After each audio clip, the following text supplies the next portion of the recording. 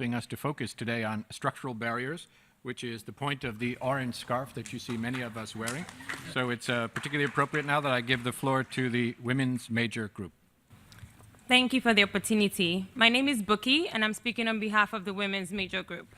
Following up on the powerful statement by my sister Nalini, we know that achieving gender equality must benefit all women and girls.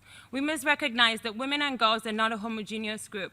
Gender is not a binary, and as such, women in all their diversity and multiplicities must be seen as partners in the implementation of the SDGs. And because gender inequality is a root cause of poor health, poverty, hunger, and harmful and discriminatory practices such as child, early and forced marriages, among other things, a root cause approach to solutions is needed.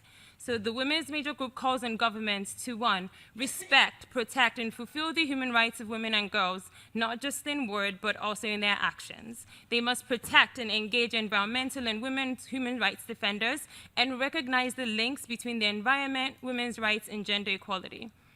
We must prevent gender-based violence by addressing social norms around gender and violence, reducing and preventing childhood exposure to violence, reduce and prevent the harmful use of alcohol, and improve the legal and justice system.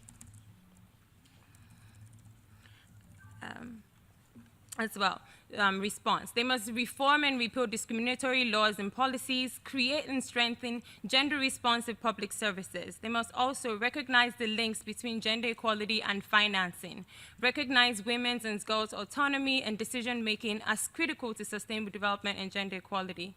They must collect and use gender and human rights responsive data. And lastly, given that Gender Equality Goal 5, while important as a standalone goal, also underpins the implementation of all the other goals, must recommit to the universality of the agenda. Thank you.